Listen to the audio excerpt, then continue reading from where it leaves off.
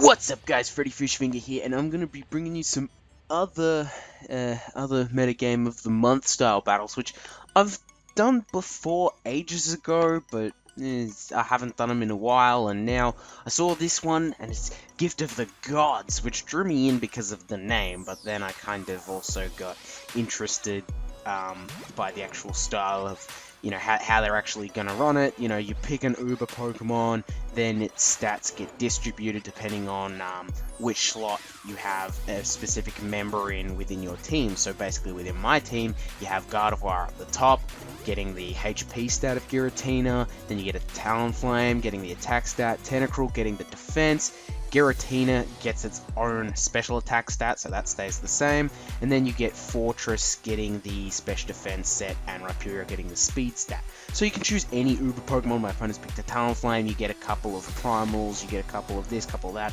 I've played probably about 10 battles. I think I've only lost one, which is a pretty good record, but I just want to quickly mention that I really should have gone for a Toxic on the Slowbro there, because that would have been a better idea, but I made a mistake. It's okay, it fixes up, we did fine. So overall, this battle goes pretty well. Both battles do. I'm going to leave the second one for the moment. We might see how much time we spend on this one as opposed to, including the other one or not. The other one's not as long as this one. But ultimately, the team is supposed to function in the following order. We set up hazards, we set up status, we hex as much as we can out, and then we sweep.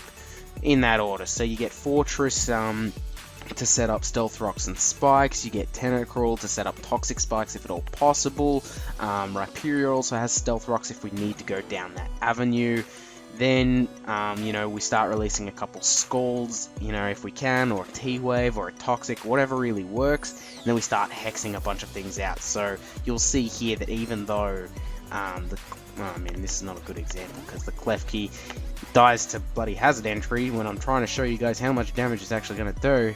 And then the Slowbro does as well, which is fortunate, because at least we actually do get to show how much this does to Ho-Oh here.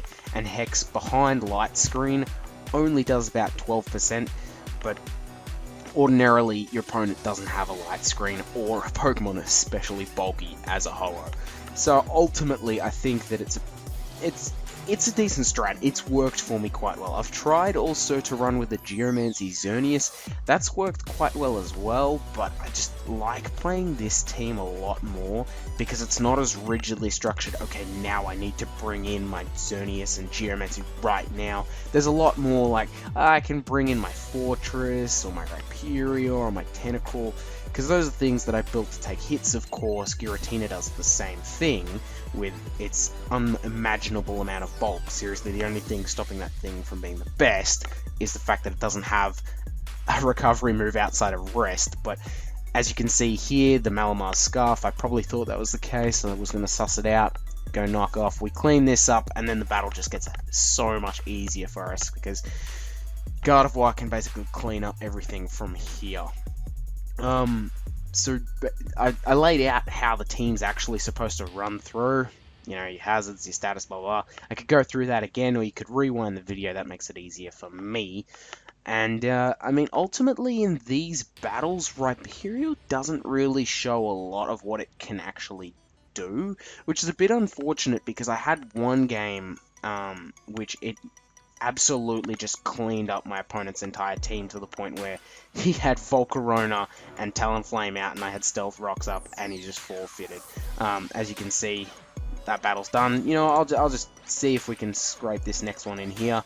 This team, I don't really understand what he was going for. I know, you've got Shuckle. Shuckle's a monster and whatnot, but the problem with choosing something like Deoxys Attack for your god, I guess, is that it really only has 3 good stats. You want something that's a little bit more even, because then you end up having to pick things which don't quite fit. Granted, you can slot Deoxys into one of the positions where one of your Pokemon is going to have a bad stat, but you still have to have 2. So, he's picked Shuckle for HP, which is good because Shuckle actually has worse HP than Deoxys Attack, so it benefits him.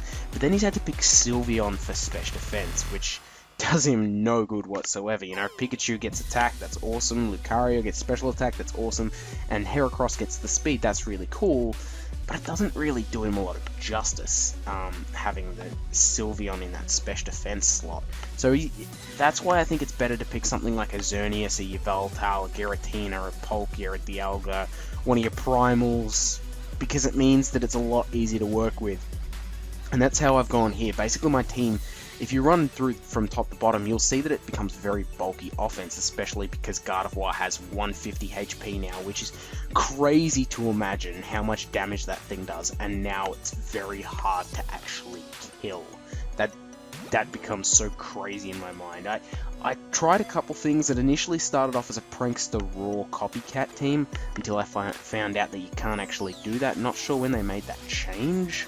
But then I went, okay, let's pull that out, let's put something else in. Tried Clamperl for a little bit, you know, with its Deep Sea, I can't remember if it's Deep Sea Tooth or Scale now, but that's okay, doesn't really matter. And then I went, no, it just doesn't quite work, so then I went, okay, let's pick a Mega that could use more HP, and Gardevoir just destroys lives. And especially since I'm running a Wish Protect set, it helps a lot with the fact that we're using hazards to really cripple opponents. And then, you know, running through the team, Tentacruel benefits off more defense, Fortress benefits off more special defense, Rhyperior benefits off more speed. The only thing which doesn't change a lot is Talonflame, but it gets a little bit more attack, which is really nice, considering the fact that its attack stat is not brilliant, and that little bit extra just pushes it over the line towards being just unimaginably strong. But that's the end of that battle. The end of the one before happened a little while ago. I don't know. I'm not watching the time that well, but doesn't matter. Leave likes if you did enjoy, and I'll bring more content to you guys in the future. Freddy Fishfinger out.